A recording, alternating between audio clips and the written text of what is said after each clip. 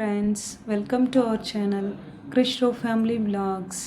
இன்றைக்கி காலையிலே எழுந்திருச்சு வீடெல்லாம் க்ளீன் பண்ணிகிட்டு இருந்தேன். அந்த கேப்லேயே என் வீட்டுக்காரும் என் பையனும் போயிட்டு காய்கறி எல்லாம் வாங்கிட்டு வந்தாங்க. அவங்க வரும்போதே தம்பி லிச்சியும் கிரேப்ஸும் வேணும்னு அடம் பிடிச்சானு அதையும் சேர்த்து வாங்கிட்டு வந்தாங்க. வந்ததும் காய்கறி எல்லாத்தையும் எடுத்து வச்சுட்டு சமைக்க ஆரம்பிச்சிட்டேன்.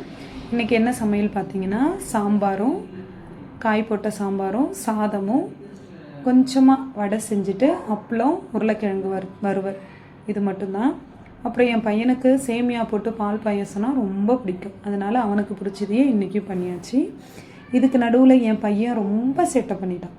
என்ன அப்படின்னா, அவங்க தாத்தா ஃபோட்டோ வச்சுக்கிட்டு வாங்கிட்டு வந்த ஃப்ரூட்ஸில் எடுத்துகிட்டு போய் கிரேப்ஸு லிச்சி எல்லாத்தையும் சாப்பிடுங்க தாத்தான்னு அவர் ஃபோட்டோவிலே காமிச்சிட்டு இருந்தான்.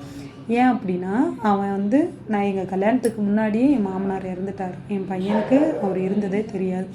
அதனாலேயே என்னவோ தெரியல, அவன் அவங்க தாத்தாவுக்கு ஃபோட்டோக்கு எடுத்துகிட்டு போய் சாப்பிடுங்க தாத்தான்னு சொல்லி ஃப்ரூட்ஸ் ஊட்டிக்கிட்டே இருந்தான். அது ரொம்ப கஷ்டமாக இருந்துச்சு.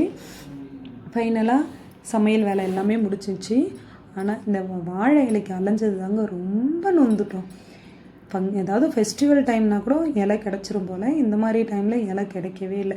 சரி என்ன பண்ணலான்னு யோசிச்சுட்டு இருக்கும்போது தான் வீட்டில் புதுசாக ஒரு பிளேட் இருந்துச்சு. சரி அதிலே நம்ம படையல் வச்சிடலான்னு சொல்லிட்டு அதிலே படையல் வச்சு பூஜையை முடிச்சிட்டோம். இன்னைய நாள் இப்படி தாங்க எங்களுக்கு போச்சு.